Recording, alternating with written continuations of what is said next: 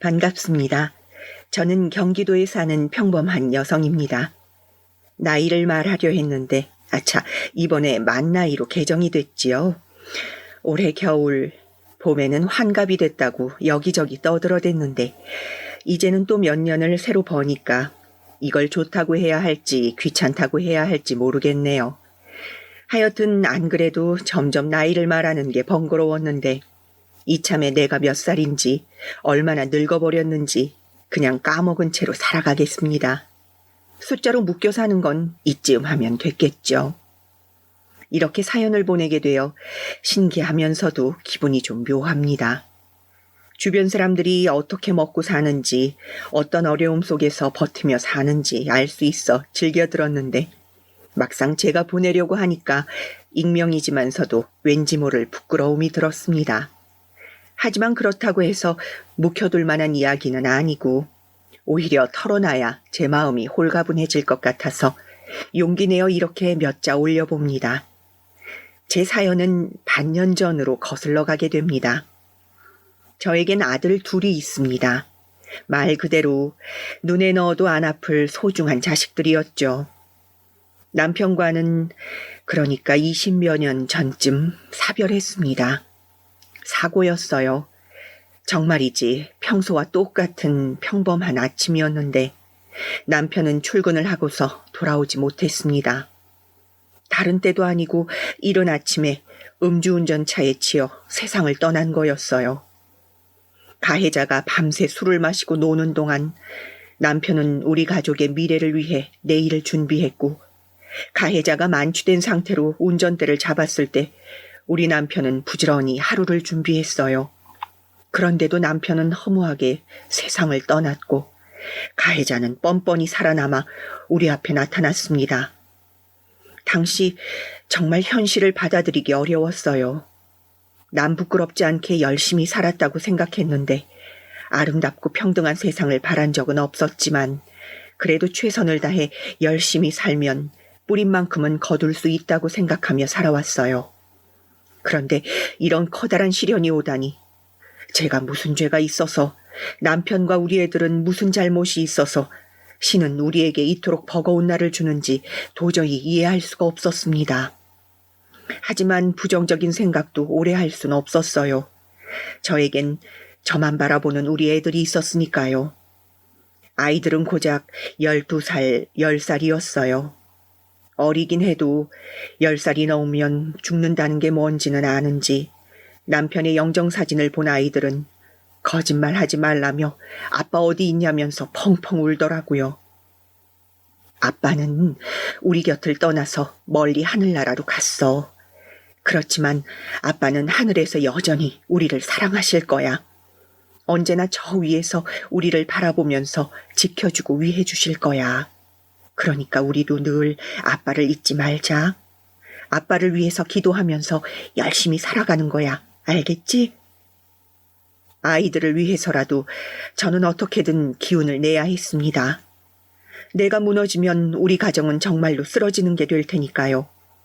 그렇게 버텨온 세월이 벌써 이렇게나 흘렀네요.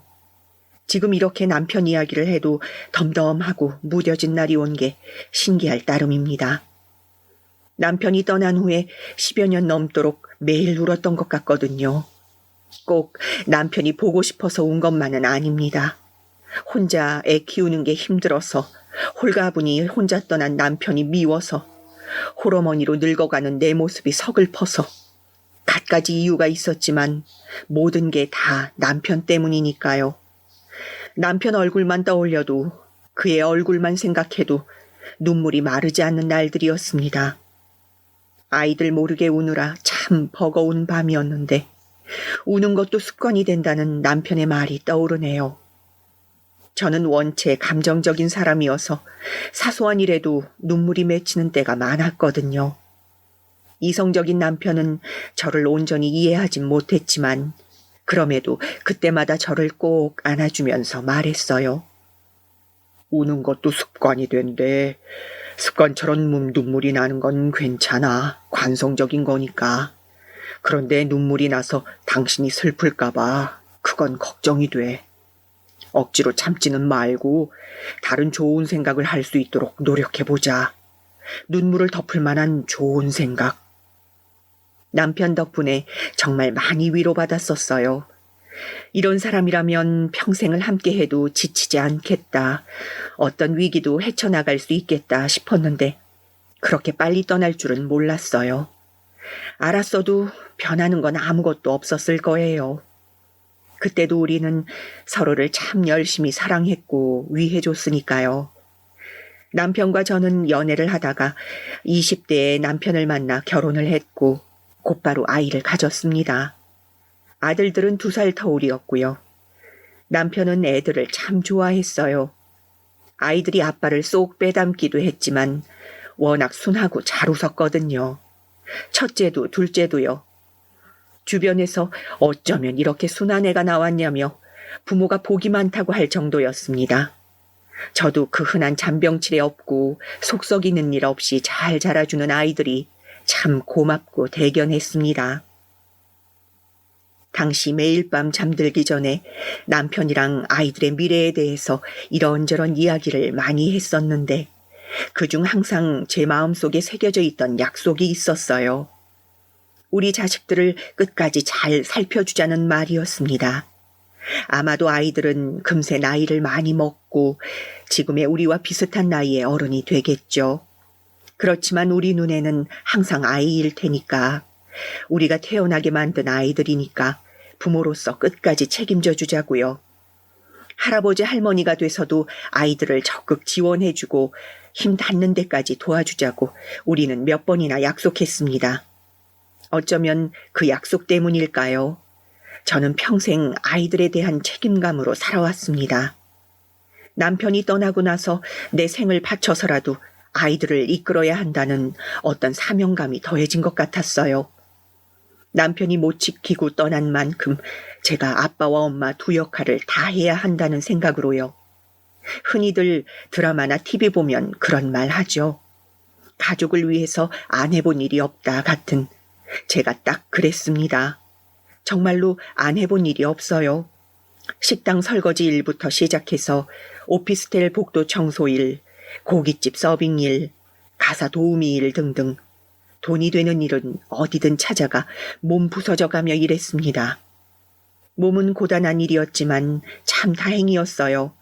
내가 열심히 일한 돈이 아들의 입으로 들어가고 아들의 옷이 되어주니까 돈 버는 기회를 가질 수 있는 것만으로도 감사하게 느껴지더라고요. 그렇게 밤낮 가리지 않고 일하며 나에게 돈 들이지 않고 아껴 살다 보니 그래도 아이들 뒷바라지 하면서 조금씩 돈이 모이긴 하더라고요. 남편이 떠나고 7년 후 저는 남편 앞으로 나온 보험금 조금과 그간 제가 모은 돈 합쳐서 가게를 내게 되었습니다. 비록 규모가 크지 않고 세련된 인테리어의 가게도 아니었지만 내 손으로 무언가를 일궈냈다는 생각에 정말 세상을 다 가진 듯 뿌듯했어요. 장사는 제 생각보다 어렵고 복잡한 일이었지만 뭐든지 배우고 경험한다는 생각으로 최선을 다했죠. 흔히들 그렇듯 가게 문을 연 초반에는 항상 적자긴 했어요. 이대로 가게를 접어야 하나라는 고민도 들 정도였죠. 하지만 다행히도 조금씩 단골이 생기고 입소문이 나면서 나름대로 만족할 만큼의 벌이가 생기게 되었어요. 그렇게 새 가족을 책임져 줄 정도 이상이 되니 그제야 비로소 안심이 되었습니다. 사실 누군가의 밑에서 일하는 게 편리하긴 하지만 마음은 늘 불편하고 허무한 일이잖아요. 주인의 눈치가 보이니 열심히 해야 하지만 주인의식이 안 생기니 일하는 보람은 없고 그러다 이렇게 사장이 되어보니 몸과 하루는 고단하고 신경 쓸 건 여기저기 투성이었지만 마음만은 참 편하더라고요. 내가 읽어놓은 것들로 손님들에게 즐거움을 주고 또 그 반응은 나에게 즐거움이 되고 그때 처음 오랜만에 행복을 느껴보았던 것 같습니다. 물론 돈을 버는 재미도 있지만 당시 저에게 그보다 큰 건 사는 즐거움이었어요. 삶의 낙이 저에겐 장사일이었던 거예요. 그때쯤 아이들은 어느덧 고등학생이 된 때였습니다. 아이들은 학교 끝나면 가게로 와서 제 일을 도와주기도 했습니다. 첫째에는 워낙 조용하고 예민한 성격이라 가끔씩만 와서 카운터를 봐줬고, 그에 반해 더 씩씩하고 부지런한 둘째에는 적극적으로 서빙 일을 도와줬고요. 어떤 일이건 가게로 와서 도와주는 것 자체가 너무나 기특했죠.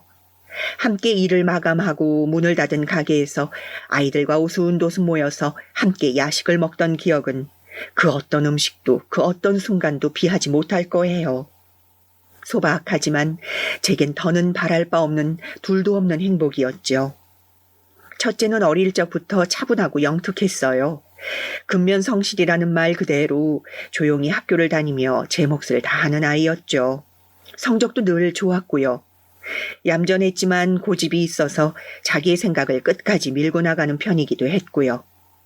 아이는 자라서 정치를 하고 싶다고 했습니다. 왜 그런 생각을 하냐고 물으니 본인은 명예를 갖고 싶다고 하더라고요. 그럼 돈은 알아서 따라올 거라고요. 벌써부터 그런 생각을 하는 아이가 신기하기도 조금 낯설기도 했습니다. 그래서 왜 명예를 갖고 싶으냐고 하니 대답하지 않더라고요. 나중에 돼서야 알았는데 아이가 학교에서 편부모 가정이라는 걸 속였던 것 같더라고요. 아이가 대학 준비로 한창 바쁠 때 처음으로 학부모 상담을 갔는데 담임선생님이 그러더라고요. 주호가 말하길 아버님이 가족분들과 떨어져 서울에서 혼자 일하고 계신다고 들었어요. 그래서 주호도 꼭 서울로 학교를 가고 싶다고 그러더라고요. 물론 주호 성적이면 가능하긴 해요. 다만 뒷받침돼야 할 경제적인 면도 생각을 안 할 수는 없으니까요. 어머님도 같은 생각이세요? 여러 말이 오갔지만 저는 아버님이란 말에 생각이 꽂혀 아무 말도 할 수 없었습니다. 여태껏 아닌 척 해왔지만 아이는 아빠가 없다는 사실이 부끄러웠던 거예요. 이 일을 말할까 말까 한참 고민하다가 결국 첫째에게 물었습니다. 주호야, 어제 학부모 상담 갔다가 선생님한테 엄마가 모르는 이야기를 하나 들었거든. 너 혹시 아빠에 대한 이야기 학교에서 한 적 있니? 응, 엄마도 이제 곧 알게 될 거라 생각했는데 그래도 말 못했어요. 아빠는 돌아가신 게 아니라 그냥 멀리 일하러 가셨다고 했어요, 나. 왜 그런 거짓말을 했어? 애들이랑 선생님들이 알면 난 그냥 아빠 없는 애로만 보일 테니까. 내가 공부를 잘하면 아빠 없는데 열심히 사는 학생으로만 보일 거고, 내가 수업 시간에 자면 아빠도 없는데 게으른 학생으로만 보일 테니까. 내가 뭘 하든 내 이름 앞에 아빠가 없는데라는 수식어가 붙을 거예요. 난 그게 싫어. 엄마가 그때 물었죠. 왜 명예로운 일이 하고 싶냐고. 아빠가 없어도 높은 자리에 오를 수 있다는 거. 아빠 없는 게 나에게 아무런 타격이 없는 일을 하고 싶어서 그래요. 아빠 없이 여태 키워준 엄마한테는 감사해요. 근데 그거랑은 별개의 문제예요. 그 말을 듣는데 누군가 제 머리를 확 때린 것처럼 멍해지더라고요. 아무런 말도 할 수 없었습니다. 전부 맞는 말이고 그래서 더 아픈 말이었어요. 아이가 그 정도로 아빠의 부재에 대해서 고민하고 힘들어했다니 이렇게 깊은 얘기를 이제 와서야 털어놓는 아이가 안쓰럽기도 하고 사실 한편으로는 조금 밉기도 했습니다. 저는 아이의 말에 아무런 대답도 반박도 하지 못한 채 그저 조용히 뒤돌아설 수밖에 없었어요. 그 거짓말은 아이가 자신의 세계에서 나름대로 살아남기 위한 전략이고 방법일 테니까 제가 뭐라고 할 수 있겠나요? 오히려 그게 얼마나 서글픈 일인지 뼛속 깊이 이해할 수 있었습니다.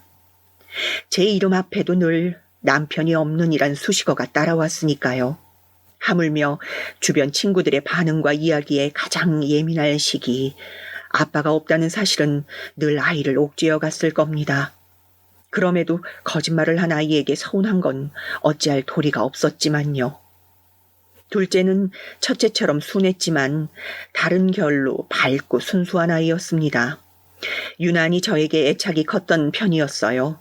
말썽을 치다가도 저에 대한 미안함 때문에 곧바로 사과하고 숙일 줄 아는 그런 착한 아이였습니다. 첫째에게 그런 일이 있고 난 후 둘째에게 더 신경을 쓰려고 했어요. 아무래도 첫째는 성인이 되기 얼마 안 남은 때였고 둘째는 앞으로 더 예민한 시기를 보내게 될 테니까요. 하지만 제 걱정과 달리 둘째는 아빠의 부재에 대해서 깊이 생각하지 않는 것 같았습니다. 엄마, 다음 주에 친구들이랑 우리 집에 놀아도 돼요? 방학 맞이해서 다 같이 놀러 가자고 했는데 내가 아빠 기일 다가와서 안 된다고 했거든요. 그랬더니 친구들이 차라리 우리 집에서 놀자고 하더라고요. 그럼 안 돼요? 당연히 되지. 그렇게 해. 그런데 주성이 너는 친구들한테 아빠 이야기 다 했어? 응, 일부러 먼저 얘기한 건 아닌데 자연스럽게 얘기 나오면 그냥 했어. 그게 뭐 별거라고. 둘째는 아빠에 대한 기억이 첫째보단 많지 않아서 그만큼 무던하고 덜 예민하게 구는 것일 수도 있어요. 그렇지만 이 아이가 갖고 타고난 기질 자체가 밝고 구김살이 없다는 걸 전 알고 있었습니다. 항상 어딘가 자신의 마음을 숨기는 첫째와 언제나 마음을 솔직하게 이야기해주는 둘째. 누가 더 좋고 누가 더 밉다는 건 정말로 없었어요. 첫째는 늘 저의 자랑이었고 둘째는 늘 저의 힘이 돼주었거든요. 둘 다 소중한 제 아들이고 자식들이니까 부모로서 어느 상황이든 이해해주고 다름이 틀린 게 아니라는 걸 가르쳐주면 된다고 생각하며 살아왔습니다.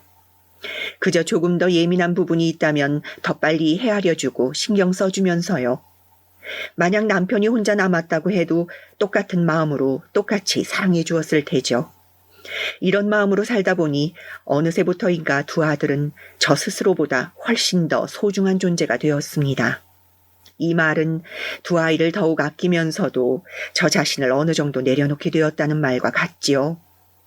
이런 마음가짐이 저 스스로에게 독이 될지는 그때 당시엔 전혀 몰랐습니다. 그렇게 시간은 또다시 부지런히 흐르고 흘렀습니다. 10여 년이 지난 후 어느덧 아이들은 어엿한 성인이 되고 각자의 몫을 다하는 사회인이 되었습니다. 첫째는 부지런히 공부하여 대학교에서 시간 강사로 일하게 되었고 둘째는 저처럼 자영업자가 되어 자신만의 가게를 꾸려나갔어요. 어떻게 보면 명예를 바라던 첫째와 삶의 행복을 바라던 둘째, 각자 바라던 지향점대로 잘 나아가게 된 것이죠. 제가 해준 게 많지도 않은데 그럼에도 부족한 환경에서 잘 해내온 아이들이 저는 여전히 자랑스러웠습니다. 그러던 중 첫째가 결혼을 하고 싶다며 여자친구를 소개하겠다는 겁니다. 만나는 사람이 있었다는 걸 저는 전혀 모르고 있었어요. 역시나 첫째답구나 싶어서 웃음이 나왔습니다. 둘째는 엄마에게 보여주고 싶다며 만나는 사람마다 데려와서 인사를 시켜주곤 했거든요. 저는 너무나 좋아서 당장 만나고 싶다고 했습니다. 첫째는 아직 계약직이었지만 곧 정규 교수가 되기 위해 열심히 일하고 있던 때였거든요. 교수라는 목적 하나로 열심히 공부해왔건만 기회가 잘 따라주지 않아서 첫째가 마음고생하고 있다는 사실을 저는 어렴풋이 알고 있었습니다. 그래서 만약 옆에 좋은 사람이 생긴다면 서로 으쌰으쌰 하면서 더 힘을 얻어 하는 일도 잘 풀리지 않을까 싶은 마음이었죠. 모쪼록 결혼이란 건 인생에 커다란 동력이 더해지는 일이니까요. 아들은 그렇게 여자친구를 집으로 데려왔습니다. 둘째와 저는 처음 생기는 우리 식구란 생각에 정말 반갑게 맞이했어요. 그 여자친구를 편하게 지희라고 할게요. 사실 아무에게도 얘기 못하고 이제와 여기에 털어놓는 말이지만 처음 만났던 그 당시 저는 지희란 친구가 알 수 없는 이유로 내심 마음에 걸렸습니다. 제가 관상 같은 걸 믿는 편이 아님에도 그 아이는 왠지 쎄한 그런 기운이 있었어요. 이렇게 말하면 여러분은 감이 오시나요? 나이가 먹을수록 어떤 지적인 면에서 파악하고 이해하는 건 어려워져도 감은 더 날카로워지잖아요. 오로지 감이 저에게 말을 해주는 것 같아요. 어쩐지 저 애는 찜찜하다고. 처음 들어오자마자 우리 집을 조용히 파악하는 듯한 눈빛, 웃지 않는 눈매, 나와 둘째를 꿰뚫어 보려는 듯한 말투 등 어딘가 불편하고 낯선 기분이었지만 그냥 기분 탓이겠거니 하고 환하게 두 사람을 맞이했습니다. 지희란 친구는 아들보다 1살 어렸고 아들이 일하던 대학교에서 똑같이 강사 일을 맡고 있다고 했어요. 일하다가 서로를 알게 되어 만남을 시작한 거죠. 전에 듣기론 처음 볼 때부터 우리 첫째가 마음에 들어서 먼저 만나자고 계속 매달렸다 하더라고요. 우리 아들이 좋아서 쫓아다녔다니 왠지 고맙기도 하고 귀엽게 느껴졌습니다. 세련되고 도회적으로 생겼는데 그렇게 적극적으로 나섰다는 게 재미있기도 했고요. 얘기를 하다 보니 첫인상과 다르게 마음에 들기 시작했어요. 식사하는 내내 나름대로 분위기도 좋고 화기애애했습니다. 그런데 그건 저만의 생각이었나 봅니다. 밥을 다 먹고 커피를 마시면서 제가 본격적으로 결혼에 대해 질문을 했는데 그때부터 지희의 표정이 어두워지더니 묘하게 날이 선 채로 말을 하기 시작하는 겁니다. 대화 내내 이어지던 말들은 제 생각과 달라서 많이 당황스러웠지요.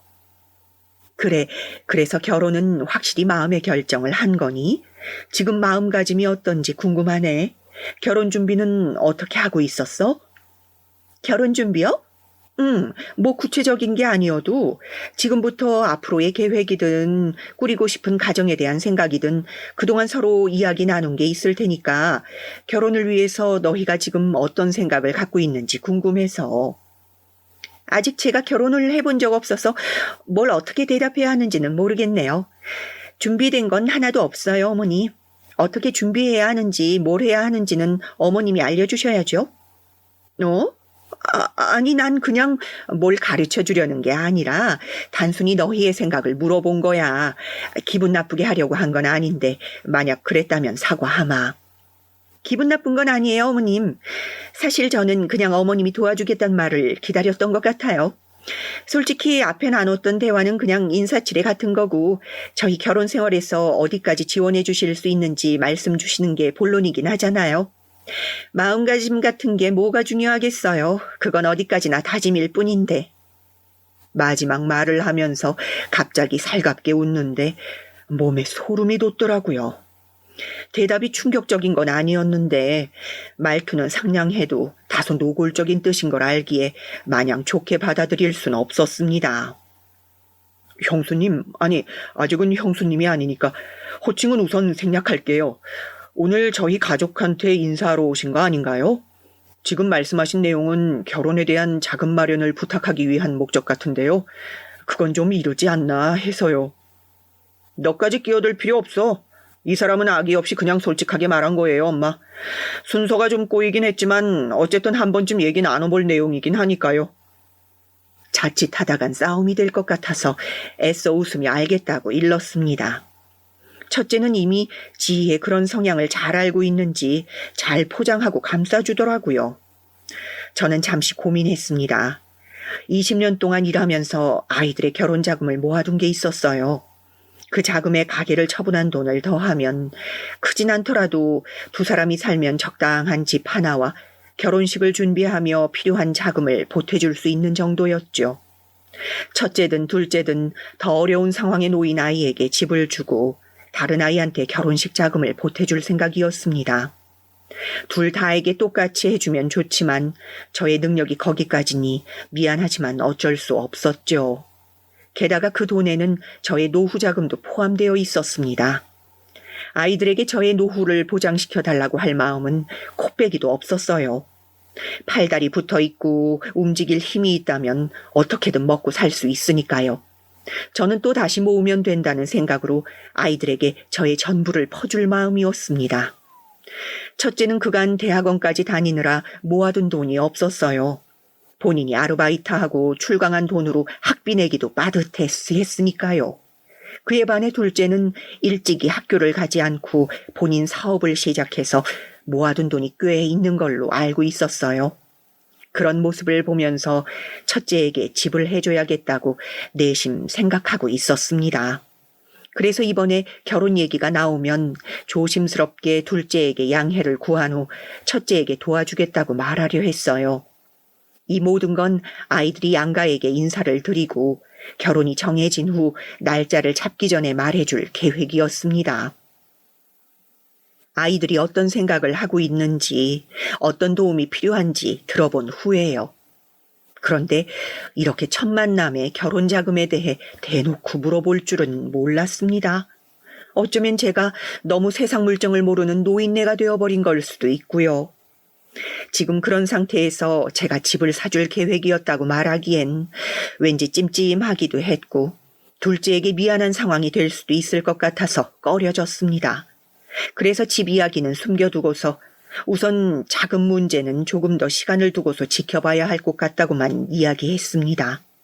그 말을 듣자마자 지희의 표정이 한순간 굳어버리더군요.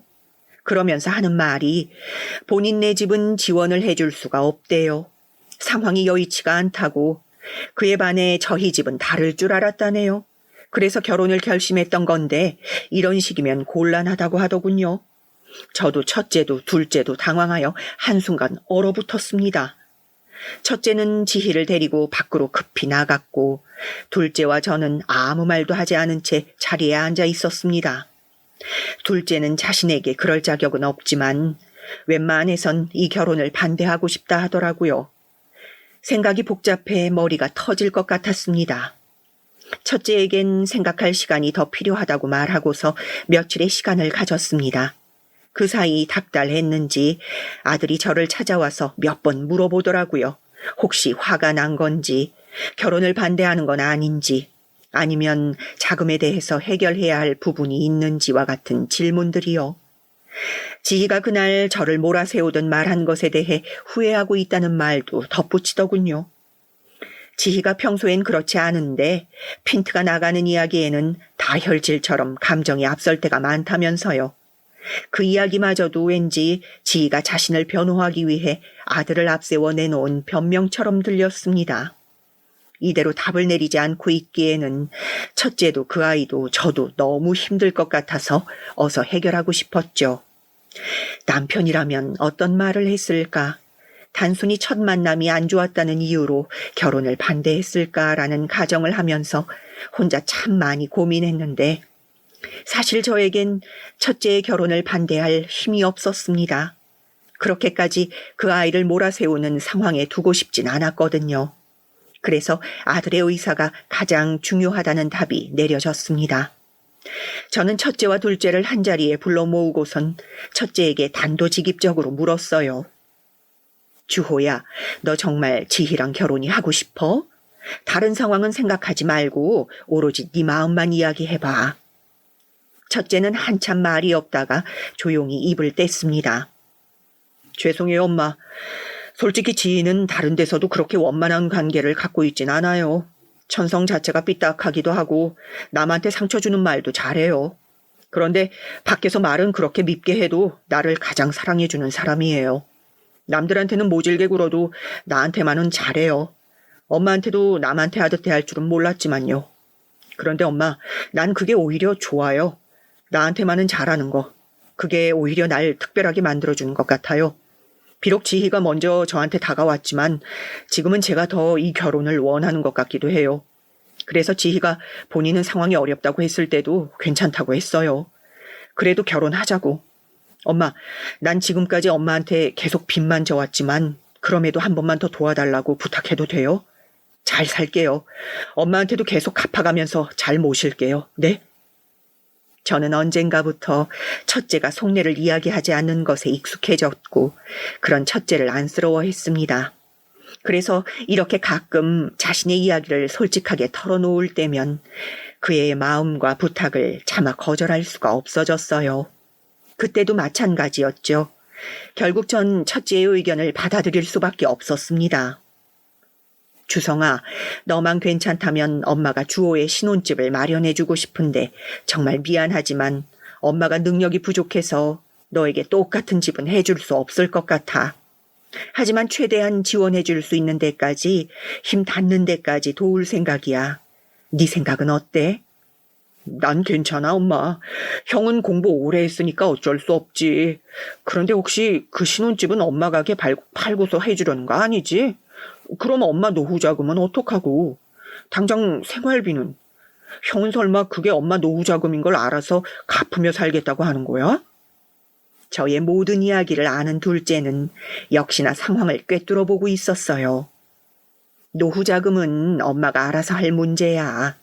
걱정해줘서 고맙지만 그 부분은 더 이야기 나눌 거 없다. 그럼 주성이가 양해해 줬으니 주호 신혼집은 엄마가 해줄게. 금액 맞춰서 구해봐. 동생한테 고마워하고 대신 명의는 우선 엄마 걸로 하고 1년이 지나면 너희 공동 명의로 바꿔줄게. 그게 엄마의 조건이야. 첫째는 잠시 고민하는 듯 하더니 알겠다고 답했습니다. 그렇게 저는 첫째의 신혼집을 해주게 되었고 9개월 뒤 식을 올리게 되었습니다. 신혼집은 저희 집에서 꽤나 멀리 떨어진 서울이었어요. 사실 위치부터 좀 의아하긴 했습니다. 애들이 일하는 대학교는 저희 집과 가까운 거리였고 경기도 쪽이었거든요. 그런데 학교와도 멀리 떨어진 곳에 집을 찾았더라고요. 위치가 그러하다 보니 제 생각보다도 더 집이 작았고요. 시댁은 그렇다 치더라도 직장에서까지 멀리 잡은 이유가 궁금했지만 물어보진 않았습니다. 나름대로의 생각과 계획이 있겠거니 하고요. 지희의 부모, 그러니까 사돈네는 굉장히 쾌활한 분들이었어요. 그러면서도 동시에 조금은 무례한 예의를 차리지 않는 사람들이었죠. 당신들은 가진 게 없다. 그래서 사돈 측에서 집을 해준 게 참 다행이라고 생각했다. 그런데 집이 좀 더 컸으면 좋았을 텐데 대학 교수라고 해서 기대했더니 별거 없는가 보다. 계약직은 이래서 안 된다 등등 솔직함과 무례함을 오가며 웃는 얼굴로 침을 뱉더라고요. 환하게 웃으며 말하면 마치 진담이 농담으로 변한다고 생각하는 것처럼요. 딸아이가 저런 부모 밑에서 자라니까 지금 이런 모습이 되었구나라는 나쁜 생각까지 들 정도였죠. 게다가 듣자 하니 사돈네가 지희한테 생활비를 받고 있다고 하더라고요. 그것 때문에 여태껏 돈을 못 모았다는 겁니다. 전에외는 저렇게 건강해 보이는데 도대체 무슨 이유로 일도 안 하고 하나밖에 없는 딸한테 용돈을 받을까 싶었어요. 생활비를 받고 있다는 사돈의 말에 지희는 표정이 어두워지면서 부모 능력 없는 거 너무 잘 알아서 어쩔 수 없이 주고 있는 거라면서 자랑 아니니까 더는 말하지 말라고 쏘아붙이더라고요. 여러모로 난처하고 불편한 상견례였습니다.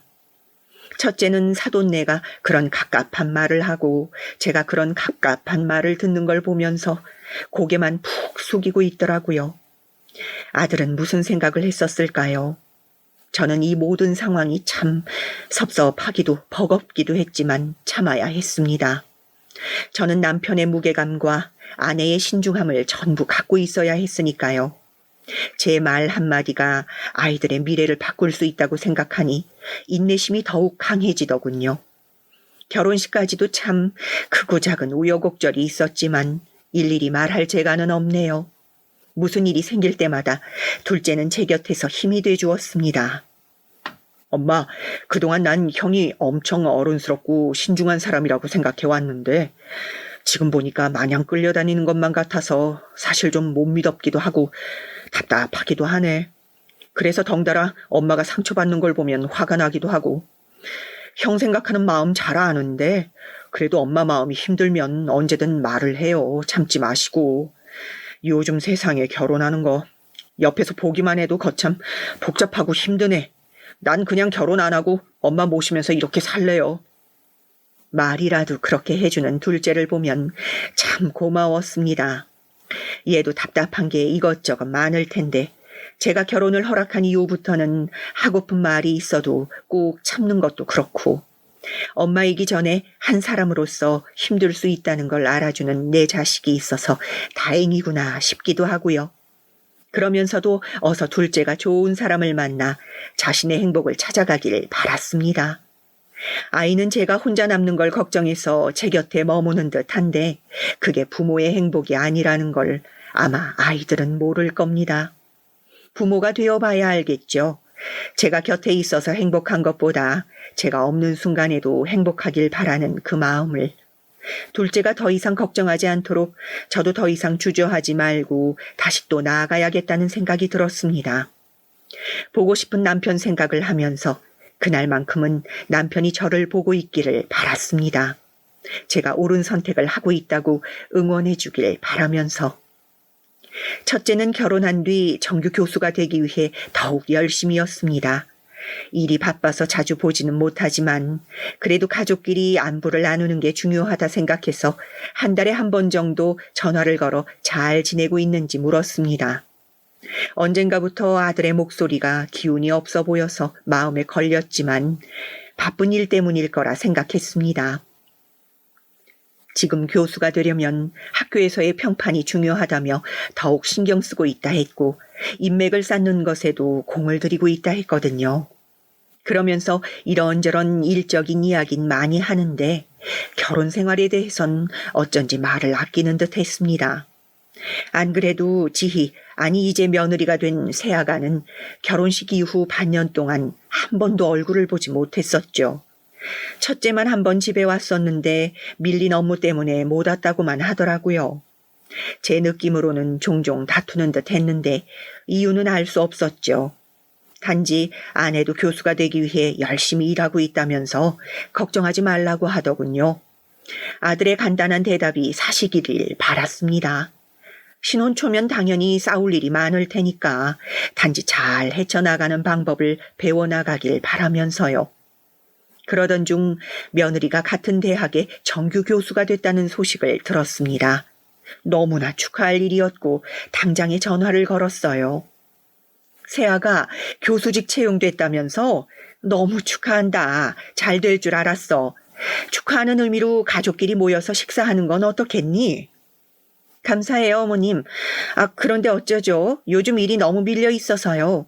말씀만 감사히 받을게요. 대신 주호 씨만이라도 집에 보낼게요. 주호 씨는 시간 강사니까 저보다 여유롭거든요. 괜찮죠, 어머님? 묘하게 빈정대는 듯한 말에 기분이 상해버렸습니다. 마치 자신과 첫째를 비교하는 듯한 말에 가슴이 답답해졌어요.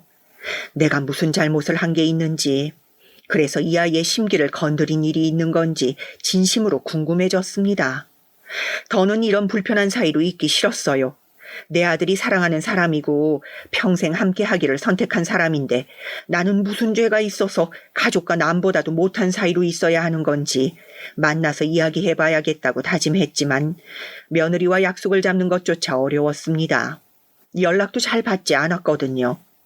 시기가 좋지 않다고 생각해 한 달 정도 기다렸습니다. 그러던 중 친동생이 건강이 안 좋아 입원했다는 소식을 전해 들었습니다. 친동생은 여태껏 결혼하지 않고 홀로 살아왔거든요. 입원하면 보호자가 필요할 듯하여 제가 가겠다고 했습니다. 수술까지 해야 한다기에 걱정이 이만저만 아니었지요. 그런데 동생의 병원이 첫째 집과 가까운 곳에 있더라고요. 병실 보조 침대에서 자는 건 무리일 듯 해서 첫째에게 연락을 했습니다. 병원 갈 일이 있어서 그런데 너희 서울 집에 하루만 신세 좀 져도 되겠냐고요. 저는 사실 흔쾌히 알겠다고 할 줄 알았습니다. 그런데 첫째는 지금 타이밍이 별로라면서 나중에 오면 좋겠다고 하더군요. 사실 그 말을 듣자마자 서운함과 동시에 화가 났습니다. 안 그래도 며느리와 함께 보자고 한 게 언제인데 이렇게 또 약속을 미루다니요. 게다가 가장 최근에 보자고 한 건 사소한 일 때문도 아니고 관계 개선을 위해 얼굴 보고 할 얘기가 있다고 한 건데 말이죠. 분명 제 연락을 전해 들었을 텐데도 한 번도 연락 없는 며느리가 너무나 야속했습니다. 그래서 더 이상 미뤄선 안 된다는 생각이 들었어요. 아들 말처럼 그렇게 차일 피일 미룬 게 벌써 반년이 훌쩍 지났고 이대로 시간이 지나봤자 해결되는 건 아무것도 없을 거란 확신이 들었거든요. 아니 오히려 악화될 뿐이었죠. 저의 말에 아들은 어쩔 수 없다는 듯 알겠다고 답했어요. 둘째가 함께 가준다고 했지만 거절하고서 저는 그렇게 홀로 서울로 가는 버스를 탔습니다.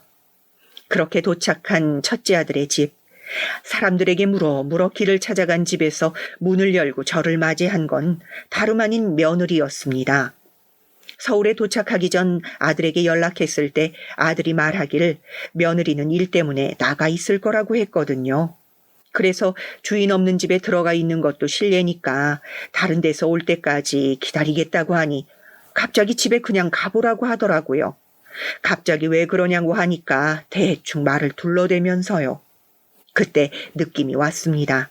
제게 거짓말을 했다는 걸요. 어쩐지 며느리는 원래부터 집에 있었을 거란 직감이 들거든요. 그래서 제가 처음 연락했을 땐 어련히 돌아가겠거니 싶어서 집에 없을 거라 거짓말했는데 막상 제가 서울까지 와서 기다리겠다고 하자 어쩔 수 없이 그냥 다시 있다고 말해버린 거죠. 며느리는 지극히 편한 차림으로 집에서 절 기다리고 있었습니다. 지희야, 주호한테 네가 일하러 갔다고 들었는데 다행히 집에 있었나 보구나. 아, 그건 어머님이 잘못 들으신 것 같아요. 일하러 가기로 한 건 아니고 집에서 일하겠다고 한 거거든요. 주호 씨가 원래 좀 말을 이상하게 하긴 해요. 어찌됐건 먼 길 오셨네요, 어머님. 들어오세요. 들어가 보니 설거지거리는 잔뜩 쌓여 있고 마지막으로 청소한 지가 꽤 됐는지 살림살이가 말 그대로 엉망이었습니다. 눈살이 찌푸려졌지만 예의가 아닌 것 같아 표정을 애써 풀기 위해 애썼죠. 아들 없이 며느리와 단둘이 이야기하는 건 불편했지만 오히려 잘된 일일지도 모른다는 생각이 들었어요. 걸리는 사람 없이 그간 궁금했던 며느리의 솔직한 마음을 물어볼 수 있으니까요. 그 전에 우선 편한 분위기를 만들어서 그간 못 나눴던 안부 이야기를 할 생각이었습니다. 그런데 세아가 오늘 밤 하루만 신세 좀 지자. 주호한테 이야기 들었지? 네? 그게 무슨 소리예요? 지금 주무시고 간다는 말씀이세요? 뭐? 주호가 말 안 하든? 내가 서울 올 일이 있어서 겸사겸사 너희 집에 들른 건데 내가 여기서 자고 가는 게 불편하니? 당연하죠, 어머님. 뭐 그런 비슷한 말은 들었는데 설마 진짜로 신혼집에서 자고 가려고 하실 줄은 몰랐는데요? 아, 누가 농담으로 자고 가겠다는 말을 해. 그리고 내가 그간 여러 번 들른 것도 아니고 어쩔 수 없는 사정 때문에 처음으로 부탁하는 건데 거절할 순 있어도 그런 식으로 말하면 안 되지. 어머님, 눈치 좀 있으세요. 저희가 수락했건 안 했건 그 부탁을 받는 순간 불편했을 저희 생각은 안 하세요? 뭔가 착각하시나 본데 여기 저희 집이에요, 어머님. 어머님 집 아니고. 아, 그래. 그냥 이참에 물어보자. 너 나한테 뭐 억하심정 있니? 내가 뭘 그리 잘못했다고 항상 화가 나 있어. 뭐가 그렇게 언짢고 뭐가 그렇게 비꼬 와서 듣니? 어? 그거 물어보려고 여기까지 왔다. 내가 너 이러려고 힘들게 결혼한 거야? 가족을 가족으로 받아들이지 않고 오직 본인 기분 내키는 대로만 하려고? 어머님, 주호 씨가 그러더라고요. 자기 어머니는 여태껏 자식들을 위해 희생만 하면서 살아왔다고요. 전 사실 그것부터가 마음에 걸리고 싫었어요. 어머님이 희생하면서 살아온 세월을 저한테 보상해달라고 할까봐, 뭘 해주기보다 뭘 받고 싶어 할까봐, 겉으로는 어른인 척하면서 속으로는 지독한 보상 심리를 갖고 있을 거라고 생각해요. 너무 억울하게만 생각하지 마세요. 전 원래 이렇게 꼬아져 있는 사람이거든요. 보이는 걸 보이는 대로 믿지 않고 들리는 걸 들리는 대로 믿지 않아요. 천성이 그런 걸 어떻게 하겠어요? 그러니까 저한테 더 이상 안 좋은 꼴 보지 마시고 그냥 아무 여관이나 가시라고요. 너 지금 나한테 이러는 거 후회 안 하겠니? 후회하든 안 하든 그건 제 몫이고요. 지금 저 주호 씨한테 잘하고 있고 누구보다 사랑해주고 있어요. 그에 대한 대가로 이 집에서 살고 있는 거고요. 아주머니만 귀찮게 안 하면 만사 형통인데 진짜 왜 이렇게 눈치가 없는 거예요? 아니면 눈치가 없는 척을 하고 싶은 건가? 그쪽도 우리 엄마 아빠처럼 피 빨아먹으며 살고 싶은 건 아니죠? 고작 이 쥐꼬리만한 집 해주고서 시종일관 웃음조로 거세게 쏘아붙이는 며느리를 보면서 저는 여러 차례 정신이 혼미해지는 기분을 느꼈습니다. 어디부터 잘못된 건지 도저히 알 수 없었어요. 아무래도 며느리 눈에는 제가 그저 방해꾼, 귀찮은 가시로 느껴졌던 것 같습니다. 집을 해달라는 건 어쩌면 빨리 저를 떼어낼 방법이었을지도 모르죠. 바보처럼 저는 아무 말 못하고 집 밖으로 나올 수밖에 없었습니다. 이 일을 어떻게 해야 할까 하다가 어쩔 수 없이 둘째를 불렀어요. 아들은 차를 타고 곧바로 서울까지 올라왔죠. 둘째 아이와 함께 동생의 병원을 들른 후 늦은 밤이 돼서야 집으로 귀가했습니다. 저는 잠시 고민하다가 둘째한테 오늘 있었던 일에 대해 털어놓았어요. 그러자 크게 화를 내면서 본인이 당장 뭐라 하겠다는 걸 간신히 말렸죠. 형한테라도 말해야겠다면서 전화를 하는 건 결국 말리지 못했어요. 둘째는 전화를 받은 첫째에게 형수가 엄마한테 뭐라 했는지 아냐면서 전부 다 말해버렸습니다. 그러자 돌아온 첫째의 답이 그날 겪었던 그 어떤 수모보다 가장 마음 아팠어요. 알아, 나한테도 얘기해줬어. 결혼하면 나아질 줄 알았는데 내 착각이었나 보네. 다 아는데 그래도 어쩔 수가 없다. 난 그 사람이 필요해. 지금 내 일을 도와줄 수 있는 유일한 사람이야. 그리고 이혼하면 강사직 평판에도 안 좋거든. 그 사람은 나보다 더 할 테고. 그러니까 엄마한테 내가 누누이 타이밍이 안 좋다고 말했는데 왜 들으시질 않는 거야? 매번 답답해. 나도 어쨌든 너랑 엄마가 조금만 더 참아줬으면 해. 될 수 있으면 연락 안 하고 지내는 것도 괜찮을 것 같고. 내가 원하는 게 엄마가 행복한 길 아니겠냐? 나는 분명 그 어떤 것보다 그 아이의 행복을 위했는데 정작 아들은 제 마음 따위 안중에도 없었다는 걸 저만 바보같이 몰랐나 봐요.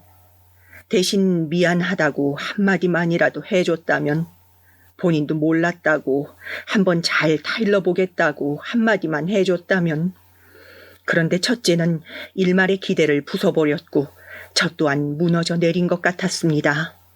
그토록 온 정성을 다해 키웠던 자식인데 이제는 정말 짐승으로 느껴지더군요. 아들이 정신을 차릴 수 있도록, 그게 안 된다면 자신의 잘못을 깨달을 수 있도록 만들고 싶었어요. 그때 옆에서 지켜보던 둘째가 저를 위로해주면서 말하더라고요. 더 이상 참지 말고 하고 싶은 대로 하라고요.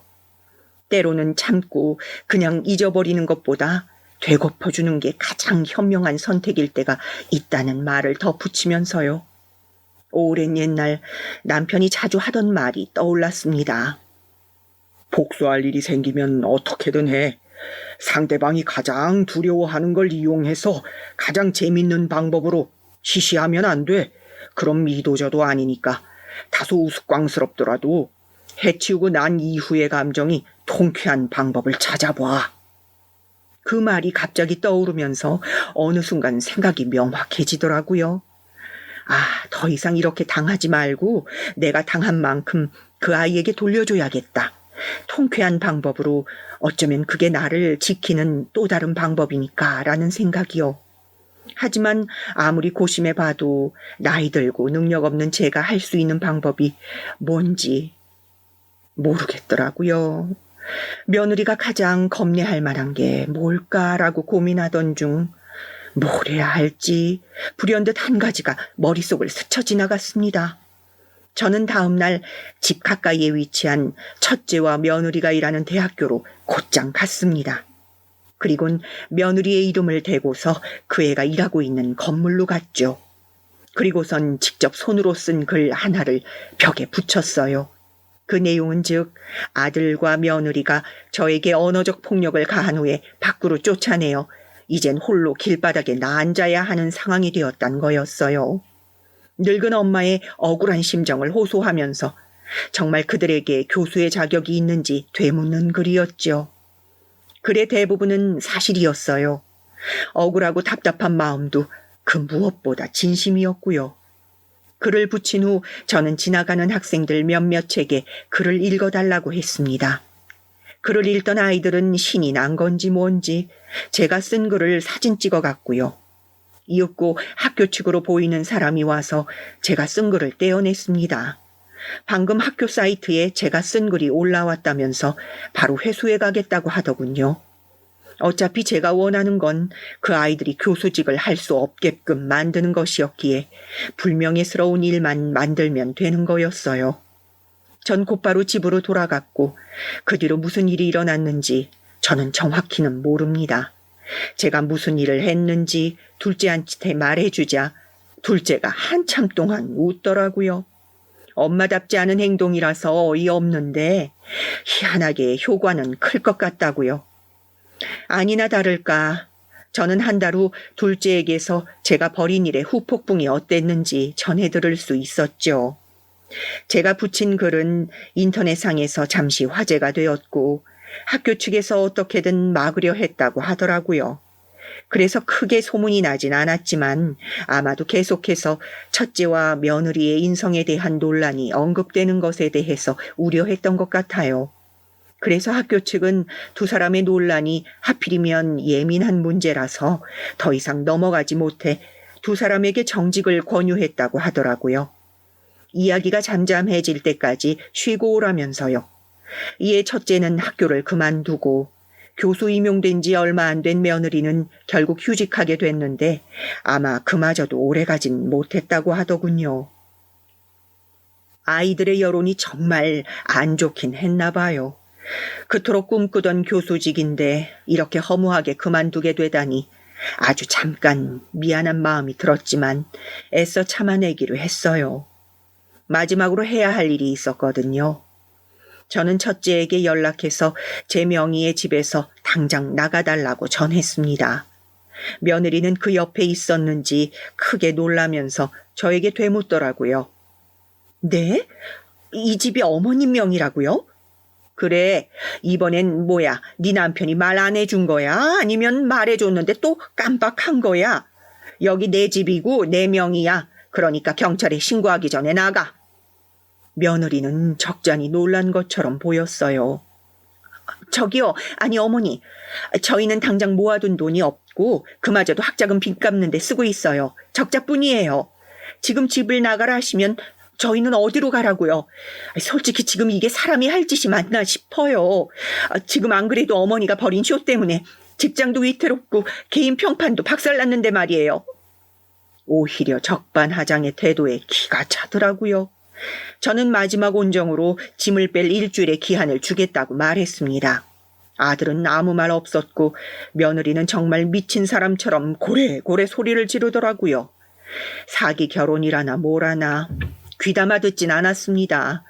제 곁에는 둘째가 자리를 지키고 있었고 까딱하면 경찰을 부를 생각이었거든요. 그렇게 저는 제 집을 되찾았고 곧장 팔아버린 후에 둘째에게 물려주었습니다.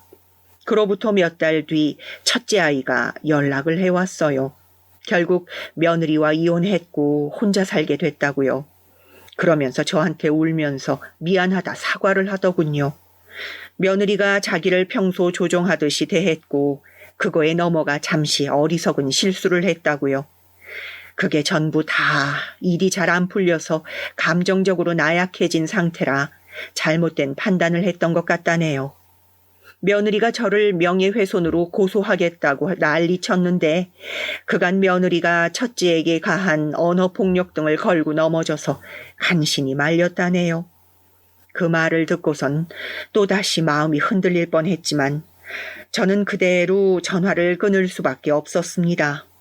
고작 2-5달 동안의 생각으로 진심 어린 반성까지 하진 못했을 테니까요. 저에게 한 말을 곱씹어 보고 살면서 두고두고 후회하고 반성하다가 다시 연락해 오길 그럼 그때 받아줘야겠다는 다짐이 들었습니다. 소중한 제 자신을 괴롭게 만든 것에 대한 복수로요. 가끔씩 모르는 번호로 아니 지희로 추정되는 번호로 살벌한 욕 문자가 오긴 합니다. 뭐 그렇게 해서 본인의 화가 풀린다면 그러라고 하지요. 그 뒤로 저는 둘째와 함께 다시 가게를 냈습니다. 처분했던 장사 대신 아들과 함께 할 수 있는 업종으로 변경해서요. 아직 개업 준비 중이라서 어떻게 될지는 잘 모르겠어요. 그저 열심히 하겠다는 것만 확신할 수 있는데 그럼에도 이유 없이 그냥 느낌이 좋습니다. 어쩐지 잘 될 것만 같은 기분이 드는데 혹시 남편이 하늘에서 저를 지켜봐주고 있는 걸까요? 훗날 제가 세상을 떠나 하늘나라에서 남편을 만나면 꾸지람을 들을지도 모르겠어요. 그때의 제가 너무 유치하고 못됐다고 아들을 괴롭힌 아주 나쁜 엄마라고 그래도 제가 통쾌했다고 말하면 결국엔 호탕하게 웃으면서 잘했다고 말해줄 것 같긴 하네요. 지금까지 저의 사연이었습니다. 이렇게 솔직하게 훌훌 털어내고 나니 시원함이 크네요. 그럼 긴 글 읽어주셔서 감사합니다. 여러분도 어쩐지 잘 될 것만 같은 기분 좋은 하루 보내세요.